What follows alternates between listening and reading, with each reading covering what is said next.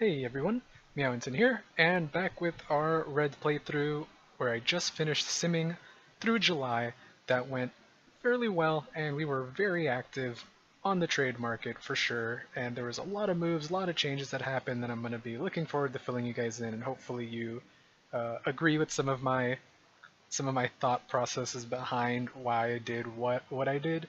And as you can see, we're 50 and 53 now, so we're slightly below 500 still. And I think our biggest problem is pitching, because our pitching started off very well early on, and that's when we started off doing fairly alright. It was a little bit shaky, but then it really picked it up, and then we started a little bit of a decline, and then we started doing okay-ish again, but still nothing amazing. And I think it comes from our pitching, because if you look at our team stats rankings, you'll see that our batting is about, halfway mark, maybe slightly below the halfway mark, 8th, 10th, 9th, except for home runs, we're tied for 5th, which won't be the case much longer when you see one of the things that I did do. We're second in stolen bases, so we have speed, but here's where the pitching is a really big issue. Runs against 12th, starter ERA 12, bullpen ERA 12, defensive effectiveness 6 at least, or 6th and 12th. I don't know why I was just saying the numbers, but I mean, at least we have solid defense. We can run, we can hit for power a little bit. Runs scored isn't awful, but it's like batting average and on-base percentage is kind of where it gets a little tricky, and then definitely our pitching, where it's just not good stuff at all. So let's start it off with going over to our mail, because there's quite a lot to look through to get in our mail. This was awful. I had to delete things one at a time and be careful to not delete what I wanted to keep, because I couldn't do delete all or all of this would have gone away. I'm pretty sure you're able to save in the past, but I don't even know anymore if you can or not. So to start it off, Cincinnati Reds ship Bruce to Colorado. Cincinnati and Colorado announced today in a joint press conference that 29-year-old right fielder Jay Bruce and 28-year-old right-handed pitcher J.J. Hoover will be going to the Rockies in exchange for 29-year-old left-handed pitcher Jake McGee and 19-year-old minor league catcher Hideko Gonzalez. So this trade went through because if you guys listened to what I said in the past, I believe I said in the last video, but I think I've said this a couple times in the past too, that I was looking to get rid of Jay Bruce. So Jay Bruce is currently getting paid $12.5 million, and next year would get $13 million, but it is a team option. So this could have been the last year I could have had him, and then I could have just dumped him off and then, not executed the $13 million option for next year.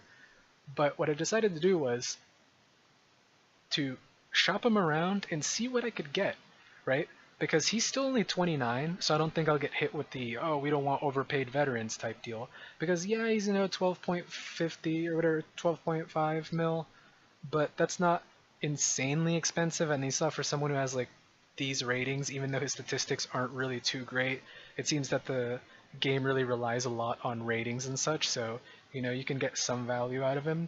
I probably could have gotten something a little bit better, but the problem is that the contract would have been roughly the same, if not more expensive, or it would have been cheaper but more years, right? Like this is 12.5 mil and then he's done this year, right? Like there's some people I could get for like 7 or 8 mil, but then it's like 7, 8, 10. They have like a 3 or 4 year before I can get rid of them, so I'm kind of stuck with them for a while.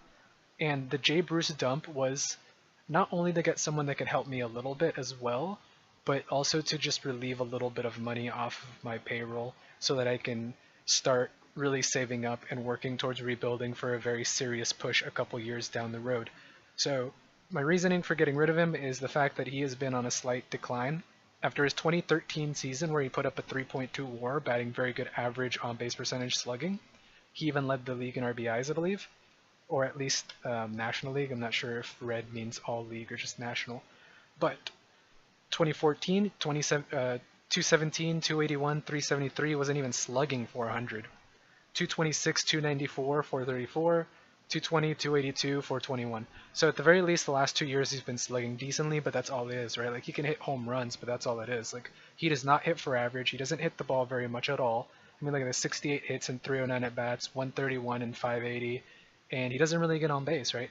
294, 282, like he's below 300 on base percentage. So the only good thing that came out of him was his power. Like he is a guy who would give you about 20 to 30 home runs. It seemed to be a little bit sporadic. For us, he was on pace to hit about I don't know, 25-ish or so, which is awesome. You know, it's great to have a 25 to 30 home run guy, even a 20 plus home run guy on your team. But if that's all he is, then, you know, I'd rather ditch him, especially when he's costing so much money and he's not really providing too much more. I mean, maybe I'm wrong looking at this the right way, but paying 12.5 to 13 mil for a one WAR player that's lucky to get two, you know, it's like it's not. I don't know, like that doesn't seem that valuable to me. Like, you can get someone cheaper that could do about as much as they're doing, if not more, at the cost of like some stats, like less slugging, right? So yeah, I decided to send him off in a trade and see who was interested. And I noticed the Rockies were interested. They had Jake McGee, who they were offering, who was a lefty, which is great. I wanted to throw another lefty in my bullpen, and he has very good stats. This year he was pitching very well for Colorado. You can see 29 innings pitched, 3 ERA roughly, 121 WHIP. Wasn't really giving up too many homers. A little bit of a walk issue, but he had tons of Ks to make up for it. And with us, he's actually upped his K count, downed his walk ratio, but he's given up a lot of homers. He's given up 4 in those 14 innings. So I'm hoping he'll mellow out and it'll even out a little bit more as he gets somewhere to around 25 to 30 innings pitched for us. So I'm going to evaluate him for next month and see if I want to re-sign him or not. He's only at a 4.8 contract, and if I negotiate extension, he's at 6 mil, and he also is on arbitration for 5 mil. So I could potentially get like a little bit cheaper, maybe see if I can squeeze in a 5 million arbitration or something, and then maybe renegotiate an extension next year, like the year after that for a 6 million, and save a little bit of cash. So I might do that because he's only 29 going to 30, so he's fairly young. Not 100% sure. You know, I just want someone to help bolster my bullpen for the time being so that the team isn't completely horrible, because I do want to keep up my payroll being at least somewhat decent so that I can, you know, fully rebuild the team at around a later year. And if I start playing really badly, and you know, if I put all the eggs in the prospect basket, and you know, I just don't get any quality now that'll help me right now, then I'm basically just gonna lose, have horrible records. Like I might even get fired. We're gonna have no money, even though they're rookies and they're cheap. Like eventually they start to, you know, they start to stack up in how much they cost. So yeah, and guess I got a little lost in thought there, but yeah, McGee just seems good basically. TLDR is good, and JJ Hoover, I threw him in because he wasn't pitching very well at all. The last 3 years he's given me negative WAR. 2014 he was negative 0.8, negative 0.2, and for us he was pitching negative 0.2 with a very high whip, high home run count, a little bit higher ball count that I like to see, or walk rate that I like to see, and then high ERA. So he was just not doing very good, even though it was only 23 innings. I mean, that was just, I didn't want to keep going with him. I didn't really want to bother. I just said screw it, you know, take this guy and give me a prospect. And I took Hideko Gonzalez, who seemed like a pretty decent catching prospect. I mean, he's got average, excuse me, average, sorry, my throat's like just really killing me. So it keeps cutting out on me and losing my voice. But he has pretty average catching ability and arm with a catcher rating. Someone who has amazing discipline and pretty good contact, I'd say well above average contact, with about average to slightly below average avoid K potential at the very least. So he seems like someone who can, you know, be a productive at-bat catcher who can get on base, you know, give us a couple hits or just draw some walks. And his base running isn't awful, especially for being a catcher. And he's only, 19, 20. So by the time he gets up to the majors, if he does, you know, he'll be 23, 24, 25, who knows. Maybe he'll be slow bloomer and he'll be 26, 27. But after those many years, he'll definitely get his defensive ratings up a little bit. Even if it's not a lot, it'll be enough to make him definitely a very serviceable catcher. Worst comes to worst, he comes as a platoon bat, so it's like whatever. That's not a huge deal. And he's not a huge prospect, you know, something cheap that I can get in there. So I like that.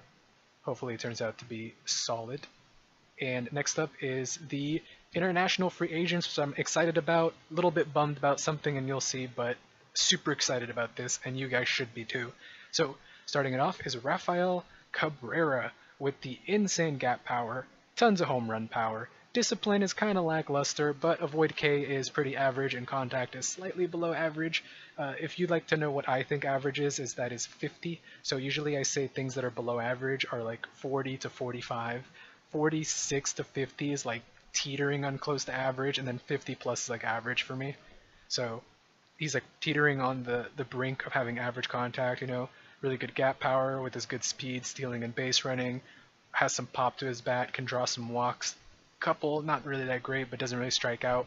So even though he won't draw too many walks, he'll get some. He won't strike out much. Make contact with the ball, drive it, get a couple doubles in here. Use his speed, he could potentially get a couple triples in there. Definitely has the power to hit home runs. Good, or decent, I'd say, defensive ratings. He could play left, center, and right. And he, like I said, he has good base running instincts too, so pretty good stuff out of him. Good BNN page. I'm very excited about that. That's always very important for me to look for in prospects because it gives them a better chance of fulfilling their potential. Next up, Hector Sotelo, the shortstop. He is basically just a very well-rounded guy. Nothing super amazing, but he's just, like I said, very well-rounded. I mean, he's got good defensive ratings. He can play second, third, and short. His contact can be top-notch. Gap power, not that great. Has some home run power, you know, good discipline, good avoid Ks, like all around good stuff, good base running, speed, stealing, you know. He can, you know, he could do it all. Pretty good stuff out of him. And his BNN page is fairly alright, definitely not bad. Low greed, normal intelligence and work ethic with high loyalty. Not everyone can be a leader, that's perfectly fine. So he's a good teammate. Enjoys hanging out with teammates, so he's a good teammate and could potentially be a fairly solid pickup. So excited about that. And can he play? He could also play a little bit of outfield if I ever want to or need to, but it doesn't seem too necessary. And next up is Manny Carranza, who I'm super pumped about. 6 pitches, great stuff. Stamina through the roof. This kid doesn't get tired. Pitching rating, very solid. He could even has a good infield arm if balls go to him, so even speedsters, if they try to bunt, can't really go on him. Amazing stuff for someone who is a starter. Could you imagine if I swapped him to reliever? Like, he'd be well above 100. Movement 61, control is really good control. Has a killer cutter, killer curveball. Knuckle curve and forkball are definitely very solid, and this is a rare pitch, a forkball.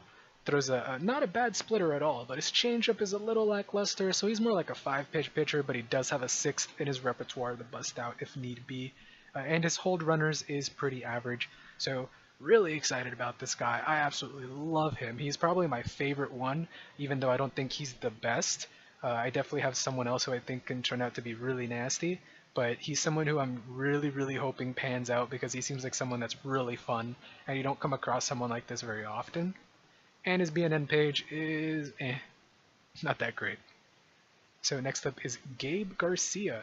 So this is the guy who I think has really good potential to be a really good starter if it all pans out, but it really takes a lot to pan out for this guy because his circle change is top tier. His fastball is definitely very good at a 92 to 94 velocity at only 16 years old, so that should reach mid-90s, potentially even high 90s by the time he ages.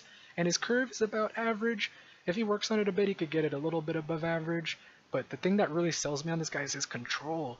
His control is through the roof. It is 100. That's insane. Even if it dips dramatically, if he ends up anywhere around 80 control, that's still top tier control that you do not see very often out of starting pitchers. And then his movement is 62 with 66 stuff, which goes up as he ages too, so that could potentially hit in the 70s. So let's say hypothetically he hits, I don't know, this goes up to 70, this goes at 60, and this goes at 80. That's an amazing pitcher. I'll gladly take that. And then he'll have a great circle change with a great fastball and even an average curve. Hold runners are very good. Worst comes to worst, I convert him into some long reliever or something, I don't know. Orlando Correa, I lost this guy to New York, but it wasn't a big deal. He wasn't really that amazing. Just someone I wanted to pick up for cheap, but he ended up going for too much. Ivan Castro, who is somebody who I wasn't super excited about, but someone that I picked up just because he seemed interesting. The reason he seems interesting to me is because he can play second, third, short, and center, and he has a great infield arm with about average defensive ratings. And here's the thing, if you look at his ratings, he actually has really good outfield ratings. He has a better error in outfield by 3 points, a better outfield range by 40 points nearly, and he still has this cannon of an arm. And you know, I love cannon arms, I love dudes with really strong arms. And the funny thing is his range is really, really good, even though he's not that fast. Like his speed is below average, so he's not like super crazy speedster, but I don't know, I think it's really cool. Like he might be a center fielder maybe. I mean, just he has good enough range. Maybe I could just put him in right field because he has such a great arm. You know, he could be a right fielder in the future. You know, we could teach him left and right. And here's the thing about him is that he's about an average contact hitter with really amazing gap power, average home run power. Iron discipline is non-existent, so this guy won't draw very many walks, but he avoids Ks very well. So between that and his his contact, I figure he'll be a pretty solid contact hitter. Not someone who will be able to lead off or like be in the top of the rotation, especially with his speed, but an average guy that you can put up there to maybe bat fifth or something, because you never know. You get bases loaded and maybe your 4 guy doesn't pull through and doesn't do anything. You can have him as fifth, and bam, his contact makes something happen. Even if he flies out or something, maybe he'll just get like a sacrifice RBI or something. So you never know. And gap power, he can drive the ball enough to get doubles in there or triples. Even if he doesn't have speed, he can bring in people around the bases if they're in running scoring position. So I don't know, just some interesting little guy to get. 1 star, nothing really crazy. Doesn't seem like he'll be amazing. And I almost forgot his BNN page. Very high work ethic, high intelligence, low greed, high loyalty, and like I said, not everyone can be a leader. So great BNN page. Who is next? Pablo Valdez? Okay, Pablo Valdez. This is a guy that I'm super excited for too. I'd say he's my 3rd most excited, like maybe I'd say 3rd most, I don't know, but this guy I think is Rafael Cabrera who I'm most excited for. Hector Sotelo is pretty good too, but I think Rafael Cabrera and then the Carranza guy or whoever's got like a million pitches, then him. And then I'd say maybe Castro or Valdez, Valdez, because he can play second, third, short, center, right, so we could probably teach him left field and then he'd play 6 positions. Who knows if you could even get him to freaking play first base or something, but he's got good outfield ratings and decent infield ratings, so he can play them both fairly well, wherever we might need him. Great avoid K, really good eye and discipline, even though he doesn't have much home run power, with good gap power, and then his contact is the only issue at slightly below average, but if he can surpass this potential and just bump it up a little bit, like closer to 50, that paired with his eye and discipline and avoid Ks, he's going to be a good average and on-base percentage guy. He has some home run power where he could belt a couple a year, like maybe 5-ish, maybe a little bit more a year. Don't expect too much, but that's really cool, like a good average on-base percentage guy who could at least give you some slugging, because he does have some power and good gap power, and he's got speed and stealing. His base running instincts aren't very good, but whatever. He can also sack bunt very well and bunt for a hit if we ever need. And yeah, look at this BNN page too. Very high for both intelligence and work ethic. That's very, very, very rare to get, with a very high loyalty, low greed, and normal leader ability. He's got an amazing BNN page. So I'm very excited for this guy. I'd say, like he's my 3rd one for sure, behind Cabrera and Carranza. So I believe that is all of them. Oops. Oh, and Antonio Martinez. This is the guy that I really, really wanted to sign because he had tons of home run power with average K discipline and pretty good contact. Shame I couldn't get him, but way too pricey for me. Royals can have him. So next up would be Cozart injury. Cozart got hurt for 4 weeks, but that was a long time ago, so he will be back in 5 days. It was a sprained thumb. He's been doing fairly alright for us in terms of average. He really dipped in on-base percentage, but he's been doing alright for us, so I'm pretty happy with him, and he's very good defensively, so I'm going to be happy when he does come back. And here's another deal made. So, and by the way, I'm sorry I'm speaking like 50 million words per minute. But the reason I'm doing that is because I already recorded this video before, and it ran over 50 minutes, and what ended up happening was it got really, really distorted. That's why I'm moving my mouse so much, by the way. And the audio stopped syncing with the video very heavily to the point that I couldn't fix it. So I think it might be an issue with the FPS. Like when I don't touch my mouse, the FPS drops to 0, so which I think like freezes the fraps, and once I start moving it again, it starts the clips going, so it made the clip go ahead of the audio or something really weird. I have no idea, but Yeah, that really sucked, and I'm trying to avoid it. And just in case it does fuck up one more time, that's why I'm speaking quickly so I could finish it a little bit faster if I have to do a third one. But onto what I was talking about. BNN has learned the Cincinnati Reds have reportedly worked out a deal with the Cleveland Indians. Sources close to the Reds indicate that a trade has been reached in principle, where 31-year-old minor league right-handed pitcher Jeff Manship will be swapped to Cincinnati with 28-year-old right-handed pitcher Pedro Villarreal heading to Cleveland. So we got rid of Pedro, who has been giving us a negative .8 WAR season with a 6 ERA over 39 innings pitched, 1.56 whip, 1.6 home runs per 9 with a 4.2 walks per 9, 6.2 strikeouts per 9 ratios. Absolutely horrendous. If you look at these stats, that is not what I want to see. Get out of my face. He's gone. He's unhappy, but whatever. So instead I picked up Jeff Manship, who was a minor leaguer for Cleveland. He pitched a couple innings in the majors before they demoted him again, which is very interesting because he did well in both of the leagues. So I decided to snag him up for myself.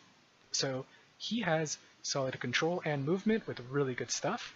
Not as great of a stuff as you normally see on most relievers, considering relievers get a bonus in it anyway. But you know, what can you do? Can't really argue with 70 rating anyway. He's got a 60 fastball, 75 curve, and 84 changeup. So his changeup is his most elite pitch with his curveball right behind it, and his fastball isn't too shabby either. He throws 89 to 91, so his fastball isn't as fast, so he really relies on his movement and control quite a bit.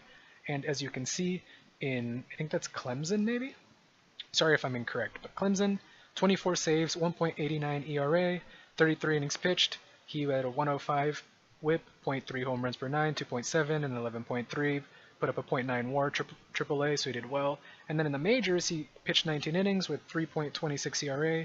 You can see he let 17 hits through with only 3 walks, which gives him a 103 whip, 15 Ks, again the 3 walks, 3 homers, 7 ERA. So he has a 1.4 home run per 9, 1.4 walks per 9, and 7 K9.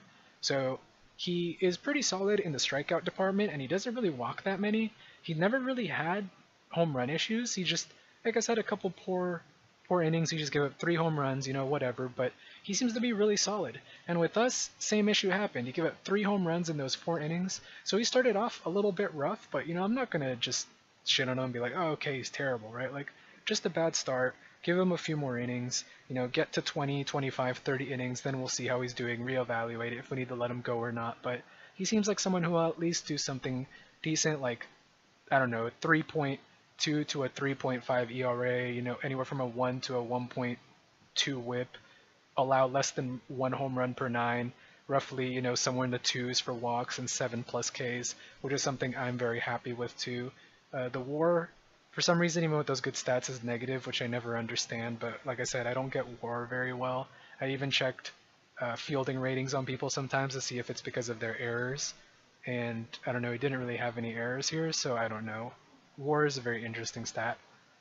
And lastly, before we move on, the Reds, we are 17th in the power rankings, so moving on up a little bit, almost at the halfway mark. And lastly is, in July, Robert Cipolla tore through the Arizona Rookie League like a seasoned veteran. Quite impressive for a player only 19 years old. The young Cincinnati AZL starter posted a 3.0 mark and an ERA of .95 to earn the Pitcher of the Month award. In 28.1 innings, he collected 20 strikeouts while limiting the opposition to a .221 average. So this Robert Cipolla was a round 20 overall 599th pick in the 2016 draft. And we snagged a gem very, very late for sure, because this guy looks like he can be a very, very good pitcher. He has an insane amount of stamina. Hold runner stat isn't that bad at all. You know, good pitcher rating. His stuff, movement, and control can all be good, like plus to plus plus, like just really, really good. His fastball is potential 72, his curveball 89. So he's sort of like a 2.5 pitcher, because his curveball is just pure filth. His fastball is definitely not bad, but his changeup is severely lacking. So he might not throw that very often, and he might get lit up a bit when he does throw it, but he can stick to the curve and fastball and still do all right. You can see here 1.49 ERA, 36.1 innings pitched, 116 WHIP, no home runs allowed, only walked 12 over that, so it's 3, and then 5.9 doesn't really strike out too many, but hopefully he can pick that up a little bit. Doing pretty well in the rookie league, only 19 years old, and he is nothing special in the BNN page, but I'm definitely very excited to see somebody doing well right now in rookie league, and I definitely look forward to promoting him once he hits 20. I think I'll put him in low A for a little bit, and then if he does well, put him in A+ until he's 21. See if he can move on to double A. If not, then keep him in A, and then just slowly move on up. But if I can get him into triple A by the time he's like 22 or something, like that'd be great, because that means I can get him into the majors at 23. But I will take my time on him. If he needs to get there at 24 or 25, then so be it. I don't want to push anyone too much and make him start losing. But you can see here, he's gained and lost some stuff, but pretty good stuff out of him. So moving on up really quickly, I am going to show you guys the standings. So you guys quickly look at this while I take a sip of water. Hopefully it's not too loud or annoying, so BRB 1 second.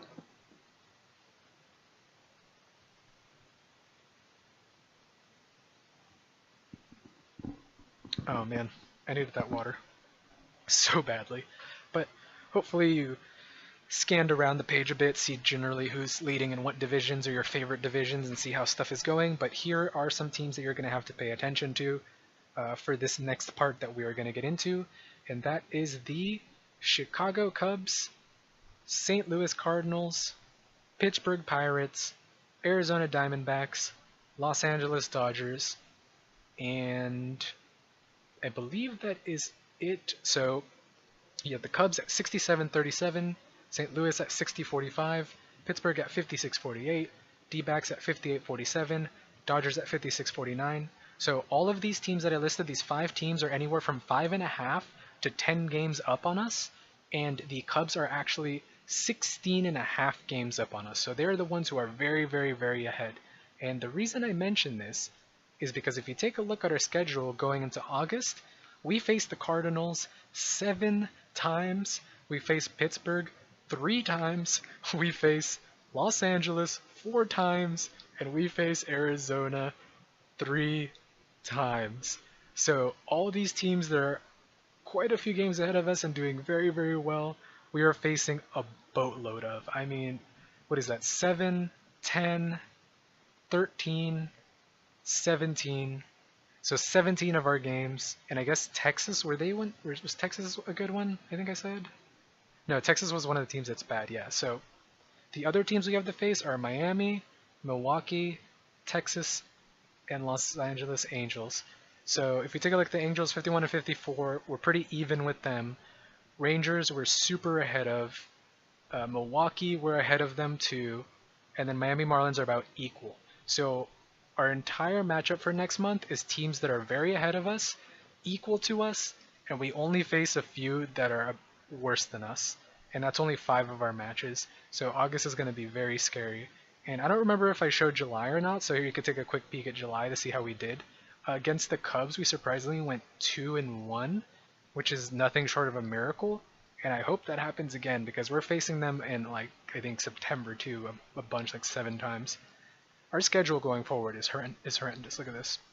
September, Cardinals, 7 more times. Pittsburgh, 7 more times. Cubs, 6 more times. This is September, boom, boom. Wait a minute, that's a doubleheader? Is this a doubleheader? Oh, I think that might be what the 2 means. So we faced them 8 times. Or no, not 6 times, 7 times. Yeah, so 1, 2, 3, 4, 5.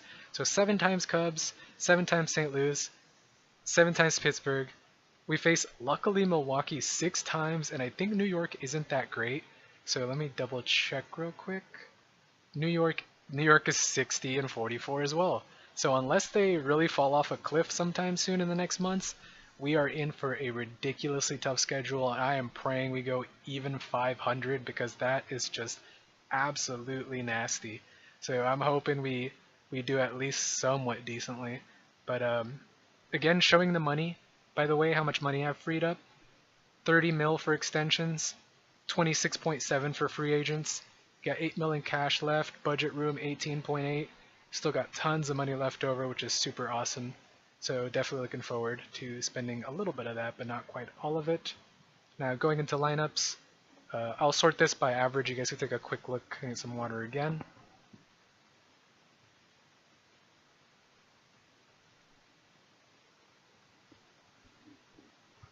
Man, water, it's like the nectar of the gods when you're thirsty. So this is overall. I will switch to June, or July, sorry, so you can see what we did there. But here's the overall for now. In terms of batting averages, our leader is Ivan DeJesus Jr., with Joey Votto right behind him. Kyle M. Waldrop. Oh, actually, did I go over this? Yeah, okay, I didn't go over this. I'm kind of losing myself because I forgot what I talked about in the old video and in this new video.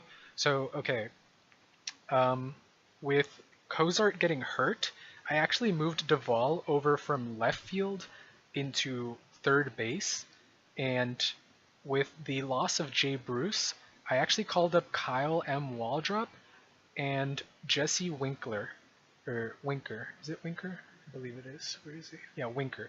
So originally, what I was gonna do was only call up Winker because his ceiling is actually higher. If you notice his stats, he could potentially get up to 63 contact, 56, 59, 63, 51, right? So this is actually a pretty good hitter who's average to above average. And if you look at his ratings and stats in the minors, he was killing it. A plus 3.64, double A 4.3, 1.6, triple A 0.9, but he didn't really get as many at bats, but he was doing very well. He was very hot over 35 plate appearances. So, you know, originally I called him up, and I was just going to leave him and call him up only, but then I noticed Kyle Waldrop was doing fairly well in AAA as well, and I sort of have a soft spot for him because in one of my saves in OOTP 16, I'm playing as the Tampa Bay Rays. I got him through a trade, I believe, randomly or something. I don't remember how it happened, but I had him. And he is actually my starting right fielder, or something, might be left field, I don't remember exactly, in that save. So I had a bit of a soft spot for him. You know what? Like, he turned out pretty well in OTP 16. Maybe I'll give him a shot. I'll platoon him. I put Winker first, and then I put Waldrop every 3 games, and Waldrop was just killing it. Winker was doing okay. That's why I left him there and like the way it was, but Waldrop was doing super well. And the way I thought about it was, oh, you know, he's batting every 3 games. You know, he hasn't had gotten as many at bats. Maybe it's just streaky and fluky. But as time went on, he kept doing all right with the few at bats he got. Kept doing well. Winker went down and down and down. So I'm like, all right, you know, Waldrop, you took it, man. You took the starting spot. So now Winker is actually going to be his relief guy, where he just gives him a break after playing too much. So Waldrop is our starting right fielder with Winker every 7th game. And Winker isn't even doing horrendously. His batting average is definitely very bad because it's like damn near close to the Mendoza line. But I mean, at least he's got, okay, he's doing terribly, but at least his on base percentage, you know, 321, which is okay, but he's just not slugging, right? It's all base hits for him. So yeah, he's not really doing so hot. And Waldrop, on the other hand, is doing definitely not badly. Over 50 plate appearances, give or take. He's batting 268, 362 with 500 slugging because of his 2 homers he's belted with 4 doubles. So he's doing pretty alright for us. And he's already stolen a base too, showing off a little bit of speed. You know, he can run a bit. And his defensive ratings aren't amazing in right field, but what can you do? Just gotta hope he doesn't give us too many errors. So now that that's out of the way, we can go back here to look at the averages, where everyone's doing fairly okay up until Adam Duvall. From there, it starts to drop a little bit. Tyler Holt at 243, some of our backup guys at the low 200s, and then Suarez at 227 as well. It seems our batters really like the number 227. And look at on base percentage. Not many are getting on base appropriately. I'd say like Winker and above. DeJesus and Hamilton are a little bit under where I like them to be, but I guess they're kind of skirting by. 313 though, Holt, you know, got to up that a little bit there, buddy. Adrianza's kind of low, and then everyone that's under 300, that's just not super acceptable for me. And in terms of slugging, we've got quite a few people over 400, which is pretty nice. 3 over 450, and then 2 over 500. So that's cool to see. ISO for you guys who understand ISO a bit. I don't really know it that well. And then BABIP for those who understand BABIP as well. And here are the wars. So Votto's at a 4, a solid 4 WAR already, so he's probably going to end up this season, I think, about where he ended up last season. Or am I wrong? No, okay, he had a 7.5, so he's probably going to end up somewhere around 5 plus, 5 to 6, give or take, depending on how he does. Um, definitely very good season for Votto. Not as great as last season, but still very good stuff. That's what I like to see. And stolen bags, Hamilton the lone leader. So now we're going to go to July real quick. You can see how people are doing July. Barnhart killed it, had a great July. Votto had a great July. De Jesus, in the few at-bats he got, batted pretty decently. Duvall didn't do so terribly. Adrianza really stepped it up. His July was very good. Waldrop did very well. Even Phillips stepped it up a little bit. Not the best average, but got on base. He's not much of a slugger, so it's not a huge deal. And from there, it sort of kind of declines and plummets, and everyone doing very poorly in terms of just average on base percentage and slugging. And going over to pitchers. Wait, what am I doing? I can just go to pitching. So you can see how they did for the month of July. I'll switch to the rest of the month later. But Jeff Manship really struggled, but he only pitched 4 innings, so I'm not really going to, lay into him too badly right now.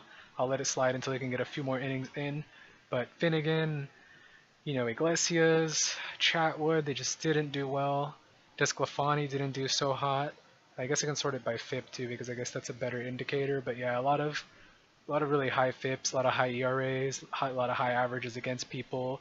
1.85 WHIP, 1.50, 50, 65, a lot of home runs allowed. Just not good stuff out of most of my pitchers. My star pitchers were actually my relievers and my bullpen, funny enough. It was Caleb Cotham and Blake Wood, with even Jumbo Diaz too doing pretty well. They killed it. I mean, these two had about 19 innings. I'm just going to round it to say they got 19 innings, give or take. Both under a 2 ERA, posting well above a 1 WHIP. Both actually under .90 WHIP. These batters, I guess, are pretty good. Like average against them, 167, 132. Didn't give up any home runs, didn't walk many, struck out a good amount with good FIPs. Same with Diaz too, pretty good stuff for Diaz. Raisel Iglesias, his ERA was really high, but his FIP was actually fairly low, which I think that means defense, right? Like his defense behind him wasn't that good or something like that. I'm not really quite sure, but I mean, people were hitting him really well, 345. And I'm pretty sure the higher the BABIP, the worse it is, maybe? I'm not really sure. Definitely a very high whip, you can see here. They didn't really walk many, only 5 walks, but it's the hits. He allowed 39 hits, and it really made him pay. Giving up 21 earned runs, so maybe there was a lot of defensive struggles. Maybe that's what the FIP is talking about, but who really knows? Other people do, I don't. And yeah, I mean, as you can see, about half my pitchers did okay, like great stuff, then kind of and then just kind of poor up here as well. It was very 50-50. Regular season, check it out, ERA. You could check by FIP as well, I guess, since it's a really important indicator. You could just look over here for their ERAs as well. Their whips, pretty solid. A couple people struggling like Chatwood and Finnegan. Manship doesn't really count, but Iglesias and Lorenzen are definitely struggling on the home run front quite a bit. Desclafani's allowing quite a few too. Yeah, it seems we're just allowing quite a few home runs. It might be Cincinnati. I don't know what the ballpark's like and if a lot of home runs get given up there. But it seems like quite a few people are high up on the home runs. And the walk counts are just really nasty. This is I don't like to see over 3. I mean, I guess being close to 3 is okay, but it's just I don't really like to see this many. I like to see 2.8, 2.3. This is what I like to see. Finnegan at 4 over 100 innings is just Finnegan's with his innigans. Makes sense as his control. We've known that his control is a little bit lackluster, and that's something he needs to work on. And John Lamb is a very shocking amount of walks. That's for sure. I was not expecting this many from him. So that's something he definitely needs to fix because he's been doing really well. Like if he didn't have all those walks, could you imagine how well he would have been doing? I mean, he's given up 75 hits in 93 innings, but then he's given up 45 walks. If that was less, like 30, he'd have a far better whip than he already has, and his walk ratio would be so much better. His WAR would shoot up too because his walks are definitely holding that down, that's for sure.